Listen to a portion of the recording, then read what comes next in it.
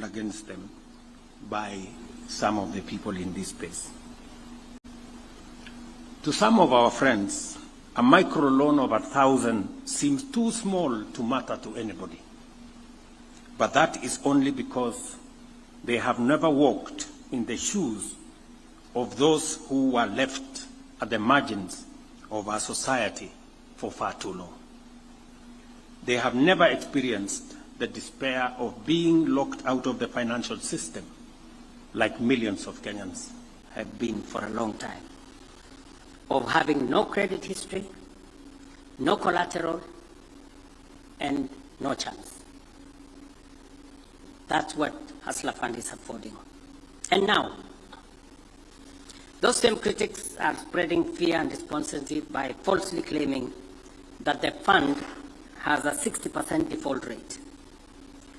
That is a deliberate distortion of facts. The truth, backed by data, is that the Hustler Fund has a recovery rate of 83.3%, nearly identical to that of formal banking sector, whose repayment rates stands at 83.6%. So what exactly are these people telling us? That ordinary, hard-working Kenyans are serial defaulters? Of course they are not. Kenyans are better than that. Kenyans are honest. Kenyans are resilient. Given the right tools and a fair chance, Kenyans will always do their part. I want to say that we will not be distracted. Those who, when facts do not serve their agenda, resort to fabricating narratives to prop up their falsehood. We understand, we remain unchallenged in building a new, inclusive, fair, equitable society. And I count on the private sector as essential allies and collaborators in this journey. Ladies and gentlemen, I have received a comprehensive list of priority issues for government consideration. But I want to hear it from you in person. I want you to tell me what is working, because there are many things that are working. And I also want to tell you what is not working so well and what is not working at all, so that we can continuously recalibrate this space. We've come here to listen to you. And the purpose of government is to assist the private sector, to create the environment for the private sector to do what they know how to do best. Whether it is in our affordable housing program, I'm very happy with the hundreds of companies run by Kenyans who are undertaking the construction of the affordable houses, the markets, the hostels that are changing our skyline in Kenya. You know, the good news about this program is that 100% of the contractors in our housing program are Kenyan contractors. 100%. That makes me very proud that whatever you see in Mukuru or in every large town today around Kenya, you will see that the skyline is changing because of affordable housing. But that is the work of Kenyan companies. I assure you of my personal commitment and that of the entire government to address them with speed and clarity and purpose. Towards this end, and to further strengthen the business environment, the Ministry of Investment, Trade and Industry will expedite the submission of the Business Laws Amendment Bill 2025 to the Cabinet by the end of this month. This will fast-track legal issues identified by the business sector that were not part of the Finance Bill 2025. The Prime Cabinet Secretary will coordinate with Parliament to finalize all pending business-related legislation in Parliament by December this year. And the Ministry of Investment, Trade and Industry will fully implement a digital one-stop center to anchor business climate issues at the Kenya Investments Authority by June next year. The Ministry of Investment, Trade and Industry will anchor the ministerial stakeholder forums with the private sector every quarter going forward and will better coordinate the issues raised by the private sector. That said, ladies and gentlemen, we must also be realistic. We must not be distracted by the few who would rather see Kenya remain as it is instead of what it could become. We may not solve every issue at once or overnight, but every step forward is meaningful progress. Let us continue to innovate and to relentlessly refine as we commit to building a nation that is fueled by public-private partnership, powered by enterprise, anchored in equity, and driven by a shared purpose to uplift everybody.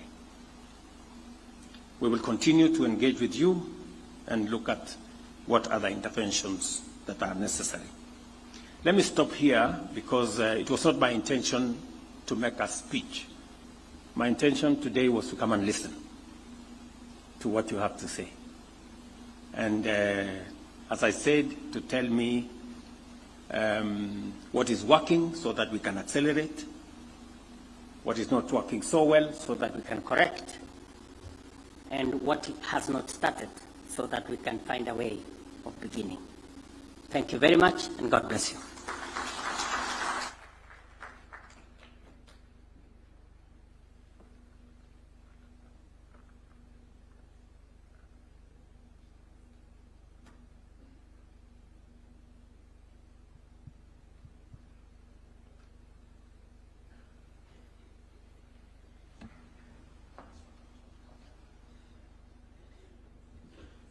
Thank you, Excellency, for those candid comments, and allow me to take this opportunity now to usher us to the next stage, where I will invite the CEO of KEPSA, Caro, to kindly come and make a few comments, and then we move to the next session. This is your day. Thank you.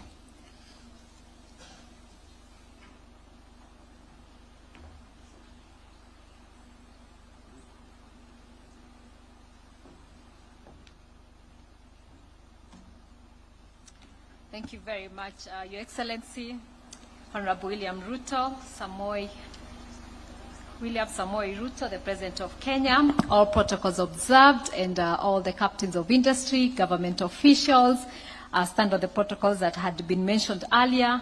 And I just want to say karibuni on behalf of the ministry partnership that we've worked together to put this together. As the President said in the morning, this is a bit different from our issue roundtables. And I know the next one will go back and resume back to how we have met and continue to do that. But as we move to the next session, which is the dialogue session, as much we've tried to see how we can still have dialogue, so we'll make it like more of a fireside chat. And we'll focus on two areas. One, the progress report. And as the President said, sometimes I think we are caught up in a lot of what's not working, we forget what's working. And I think today there will be some good news, because in the last 4 roundtables that we had, the President last year focused on areas like tourism and labor, manufacturing, ICT, financial services, and agriculture sectors. We had 8 of 66 issues that were presented, and we got 76 commitments out of those 68 issues. 19 have been completed. 57 are in progress and good progress, and we'll be mentioning that, which is and then only 4 will require your intervention, Your Excellency. In the sense, we need to give a commitment because we didn't get to the commitment stage in those 4, and that's what we'll be going into in the fireside chat as I go through that. But then there are sectors that we didn't go through, and that's health, energy, education, infrastructure, and land. And I hope the next roundtable in State House will be covering that. Then today we'll focus on trade. And it's an interesting time, and I'll call the chair to really mention on that. And really, it's because there's a new world trade order in town. And so we have to organize ourselves in a certain way if we're going to be competitive. And so that's why we are focused today. So where the partners you see, the associations you see down here who are members of KEPSA, are the ones who came together and said, what are the areas that we can look at trade that will make us competitive? KEPSA has 134 associations, giving us a reach of over 2 million businesses. And we hope once a year, beyond the roundtables, Your Excellency, at the end of every year, you can have a chance to meet representatives for all these associations and businesses so that we can look back and say, what have we achieved in the year?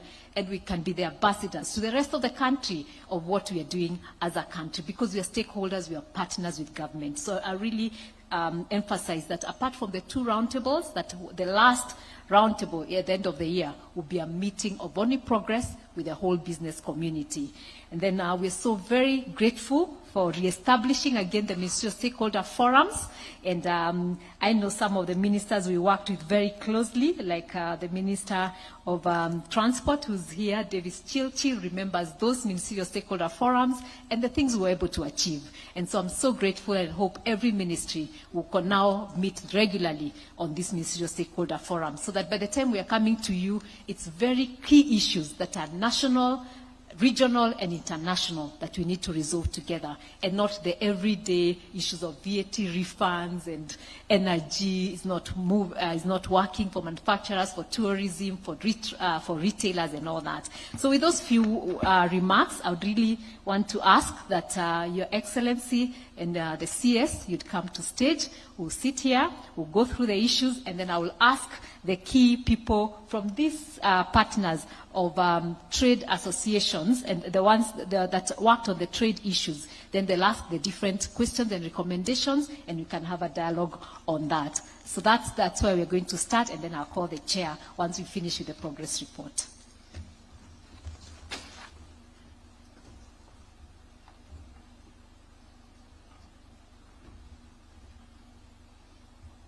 So, Your Excellency, if you don't mind, and the CS of Trade.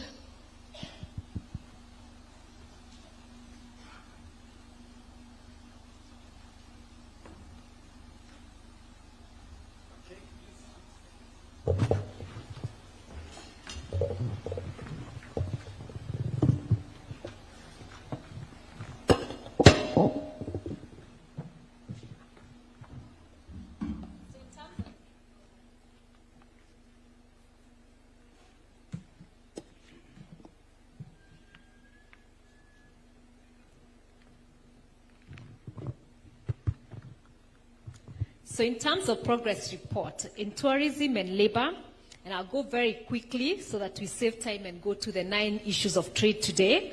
We had one of the issues was trade beach boys at the beach.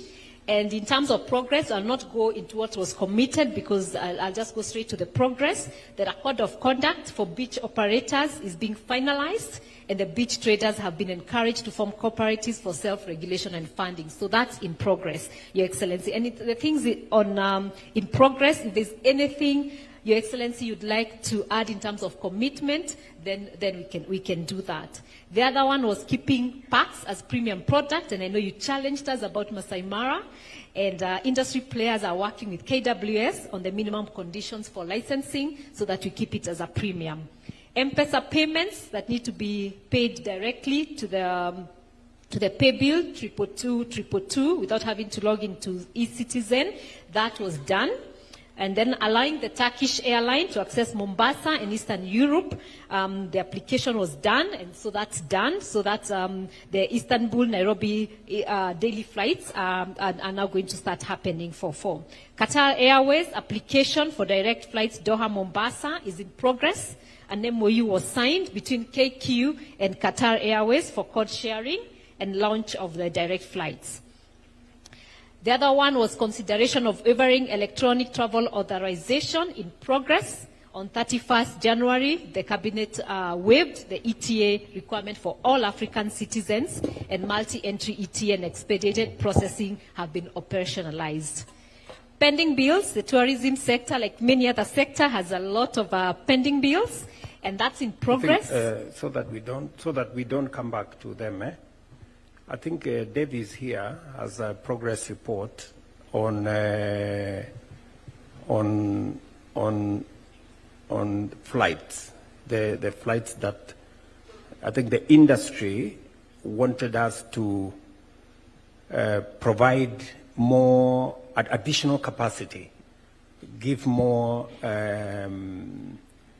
airlines opportunity to carry especially cargo out of Kenya, because I think the cost of cargo was uncompetitive. Is that what was the issue? So Davis, we have made some progress. Can Davis report to us some progress on that? Thank you, Your Excellency. Like has been mentioned with Turkish Airlines and Qatar Airlines, Your Excellency, we've done some significant work, including what has been mentioned with respect to signing code sharing. And as Kenyans, Your Excellency, what we learned in this industry is, albeit the challenges we have with our own airline, we can leverage on our established airspace and development in the aerospace industry in Kenya to negotiate for things like code sharing and ensure that even when we do not have enough aeroplanes to basically facilitate the freighters, the challenge that we've had with the green produce, where the cost of freight, you could consider it to be a low value item, because the cost per kilogram of vegetable and the cost of electronics, Your Excellency, the freighters will tend to shift to high value freight and leave us disparate. So inside of the code sharing and some of the things we are doing with Kenya Airways to leverage on the Kenya advantage would be to ensure that we take advantage of the fact that whereas we have bilateral air transport agreements, and whereas we may not have equipment to basically reciprocate the kind of frequencies that would actually demand of other airlines, we are now negotiating on code sharing and therefore being able to leverage on our own advantage and ensure that we push for advantage for our local market. And so we are doing a lot of work, even as we speak today, with Fly Dubai, with the Emirates, so that as we allow more frequencies, we ensure that we address the challenges that we have in the freighters and therefore be able to uptake most of our green produce, albeit the challenge of the value of green produce vis-a-vis the high-value electronics, where freighters tend to migrate when the freight volumes are of significant value around Christmas time in other markets. So a lot of work has been... Davis, can you speak specifically to how many extra flights are there now? I think we have 3 or 4 or 5 extra flights, one to Gatwick, which we approved, and I was there in London when it met the inaugural flight. We have other flights that have been allowed to ease the burden of exports from Kenya, or exporters. Thank you, Your Excellency. With specifics to BA, they did apply for frequencies into Nairobi from Heathrow, and we allowed them 3 additional frequencies. We have 3 additional frequencies per week into Gatwick, and within these frequencies, we basically really drilling down to take advantage of the challenge, like I said, where we don't have enough equipment.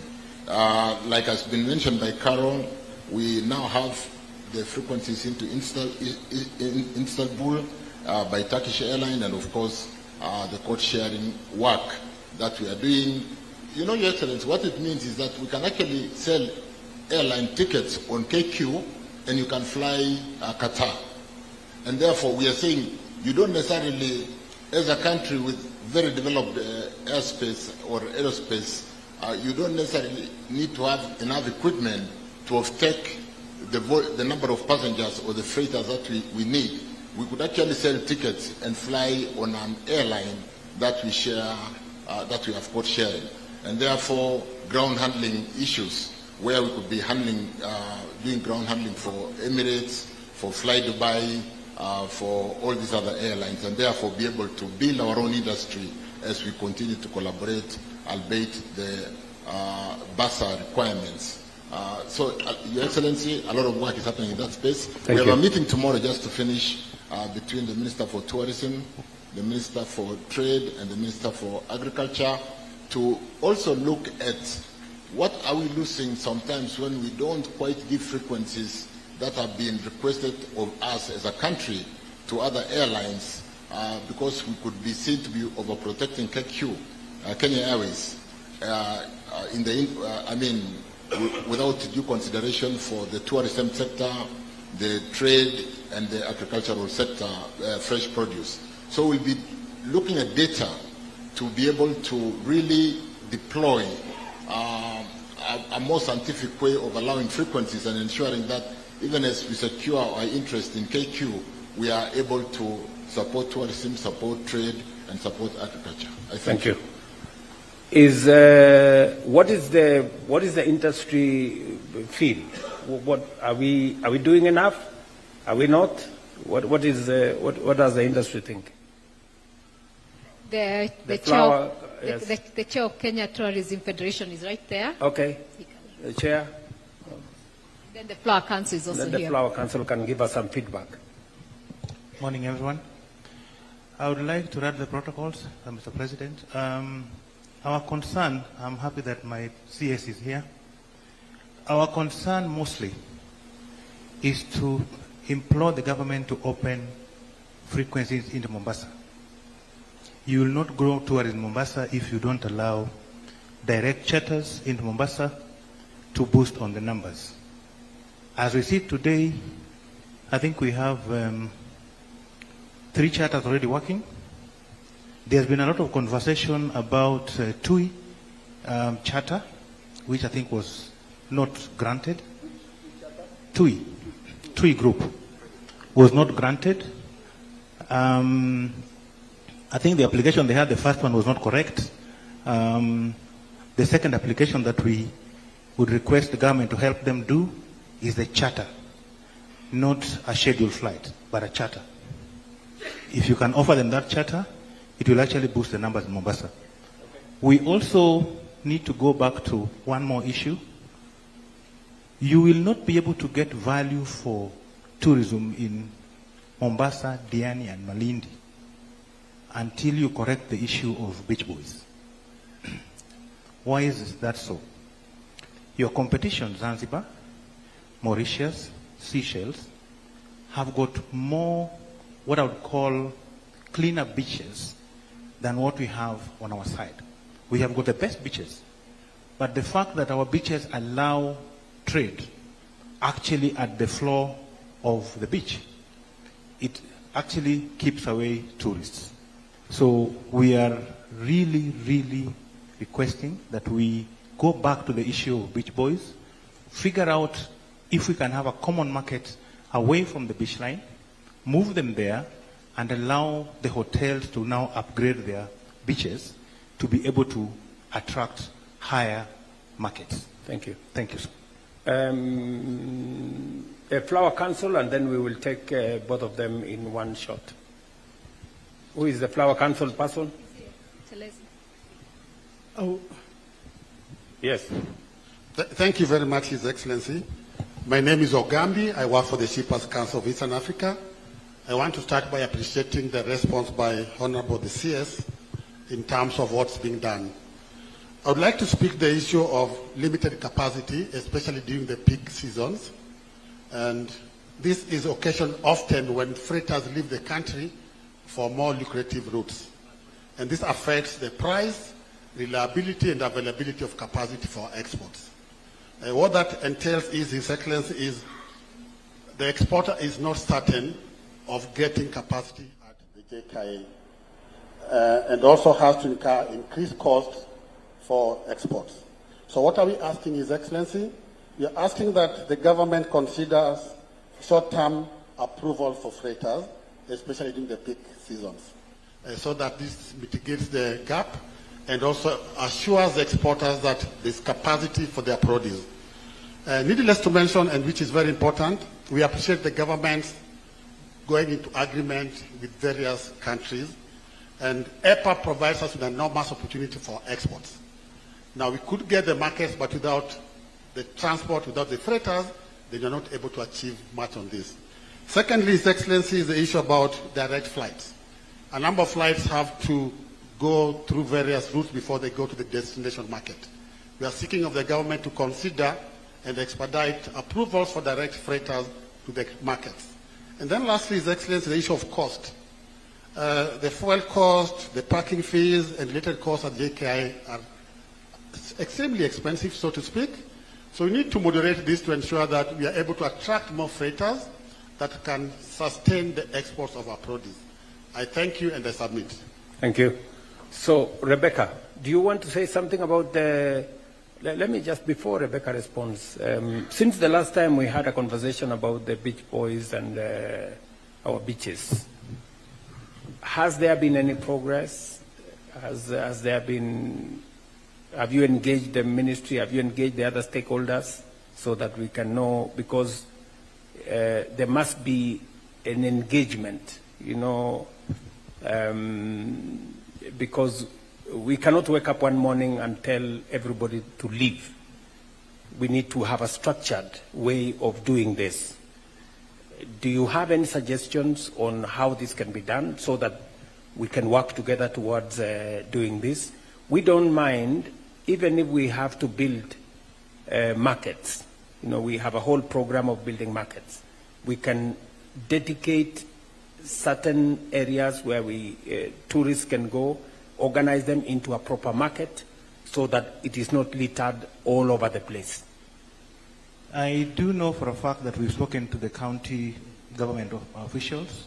I start with Mombasa, and if you check with Mombasa County, there's a piece of land that already bought during the Balala's tenure, and that land is actually government land in your hands that was meant to move beach boys to that as a market area. The problem is that after the land was bought, it was never developed. So that land is sitting there idle. So if you check with the team, they'll tell you where the land is. We've spoken both to Kwale County on the same issue. Kwale has the problem they have that they don't have an allocated space to take them. So as an industry, we cannot engage the beach boys if there is no place to take them, because that's a livelihood they're actually aching from that area. So what we are requesting, that's why we're coming direct now to you, not to the county officials, that we have a policy to work with a proper plan on where are they going. As far as it stands right now, we cannot engage them because there is no place marked for them to go. Okay. Thank you, sir. Rebecca, do you want to say something about this?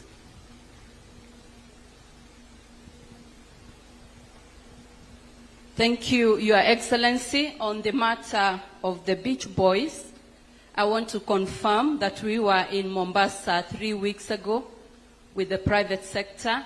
The progress that has been made, the county assembly now has a bill that has been tabled. That is the beach management bill, and the code of conduct has been drafted, and therefore on the legislative side, progress is very good. In terms of then a marketplace, it is true that there is a piece of land. We are working with the private sector, and we are working with Mombasa County, the tourism police unit, to sort out some encroachment. I also confirm that we have some money in the budget to sort out, including the lighting for the evening. And as has been reported, there is a proposal to organize the traders there, the beach boys, into cooperatives, and organized entities so that we can sort out this matter.